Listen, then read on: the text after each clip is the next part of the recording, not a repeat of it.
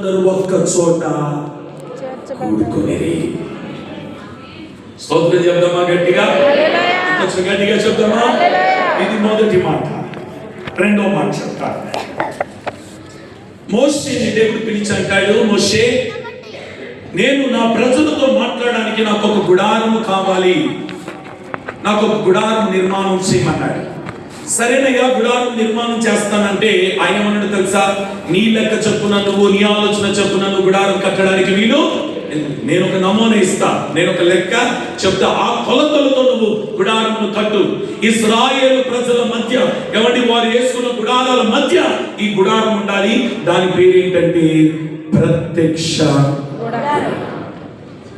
మొత్తానికి మోషే దేవుడు చెప్పినట్టుగానే దేవుడు చెప్పినట్టుగా మోషే ఒక ప్రత్యక్షపు గుడారం కట్టినాడు. గుడారం ఎప్పుడైతే కట్టి ముగించినాడో దేవుడు తన మహిమతో దిగి వచ్చున్నాడు. స్తోత్రం చెప్దాం ఒకసారి గట్టిగా. ఆ రెండు వచనాలు చదివిస్తాను, మైక్ సిద్ధంగా పెట్టుకోండి అమ్మా. చదవండి రెండు మాటలు. నిర్గమకాండం 40:34 నిర్గమకాండం 40:34. అప్పుడు మేఘం ప్రత్యక్ష గుడారమును కమ్మగా, అప్పుడు మేఘము ప్రత్యక్షపు గుడారమును కమ్మగా, యెహోవా తేజస్సు మందిరమును నింపెను. యెహోవా తేజస్సు దేనిని నింపెను అంటే ఇప్పుడు యెహోవా ఎక్కడికి వచ్చున్నాడు? చెప్పండి గట్టిగా. గుడారములోనికి. చెప్పండి, గుడారములోనికి. ఎక్కడికి వచ్చున్నాడు? ఏ గుడారము? ప్రత్యక్షత. ఇది పాత నిబంధనలో. ఇంకో మాట చూడండి, మొదటి రాజులు 8వ అధ్యాయం 10-11 చదువుతారు. యాజకులు పరిశుద్ధ స్థలంలో నుండి బయటికి వచ్చినప్పుడు మేఘము యెహోవా మందిరమును నింపెను. మేఘము యెహోవా మందిరమును మేఘము యెహోవా మందిరమును నింపెను. కాబట్టి యెహోవా తేజో మహిమ యెహోవా మందిరములో నిండుకొనగా, యెహోవా మందిరములో నిండుకొని ఉండగా ఆ మేఘమునున్న హేతువు చేత యాజకులు సేవ చేయుటకు నిలవలేక. ఇప్పుడు చెప్పండి, ఇప్పుడు ప్రత్యక్ష గుడారం ఒకటి నిర్మాణం చేసి దేవుడు తన మహిమతో ఎక్కడికి దిగి వచ్చున్నాడు? ప్రత్యక్షపు గుడారం అనబడిన యెహోవా మందిరములోని. ఓకే, ఇది పాత నిబంధన. పెంతెకోస్తు పండుగ దినమున ఇటు చూస్తున్నారా 3,000 మంది ఎక్కడికి వెళ్ళారో తెలుసా? యెరూషలేము ప్రార్థన మందిరానికి వెళ్ళారు. సొలొమోను కట్టిన మందిరానికి వెళ్ళారు. ఎందుకు వెళ్ళారు అని అంటే ఇంకా పాత అలవాట్ల మీదనే, పాత ఆచారాలతోనే అక్కడికి వెళ్ళారు. ఎందుకు? ఆ రోజు యెహోవా మందిరములోనికి దిగి వచ్చాను, మహిమ మందిరములోనికి దిగి వచ్చాను, గుడారములోనికి దిగి వచ్చాను. ఇప్పుడు మోషే కట్టిన ప్రత్యక్ష గుడారంలోనికి దిగి వచ్చాను, సొలొమోను కట్టిన మందిరంలోనికి దిగి వచ్చాను. ఆ దిగి వచ్చిన మహిమను చూద్దామని అందరూ అక్కడికి వెళ్ళారు. ఈ చిత్రం ఏంటో తెలుసా? వాళ్ళందరూ యెరూషలేము మందిరానికి, సొలొమోను కట్టిన మందిరం దగ్గరికి, గుడారంలోనికి దిగి వచ్చే మహిమను చూడడానికి వెళ్తే పెంతెకోస్తు పండుగ దినమున మందిరములోనికి రాలేదంట, అక్కడ చేరి ఉన్న ప్రజలలోనికి వచ్చున్నాడు. చెప్పండి గట్టిగా. చూడండి, 1 కొరింథీయులు 3:16. కొరింథీయులకు రాసిన మొదటి పత్రిక 3:16. మీరు దేవుని ఆలయమై ఉన్నారనియు, దేవుని ఆత్మ మీలో నివసించుచున్నాడనియు. ఏంటమ్మా? దేవుని ఆత్మ. ఇంకొంచెం గట్టిగా చెప్పండి. పాత నిబంధనలో ఎక్కడ నివసించింది? మహిమ ఎక్కడుంది? గుడారములోకి దిగి వచ్చింది. ఇప్పుడు కొత్త నిబంధనలో పెంతెకోస్తు పండుగ దినమున మహిమ, ఆత్మ, అభిషేకం గుడారంలోనికి వచ్చిందా, మనలోనికి వచ్చిందా? నేను అంటాను, పాత నిబంధనలో గుడారం ఉంది, కొత్త నిబంధనలో మనమే దేవుని మందిరముగా మార్చబడ్డాము.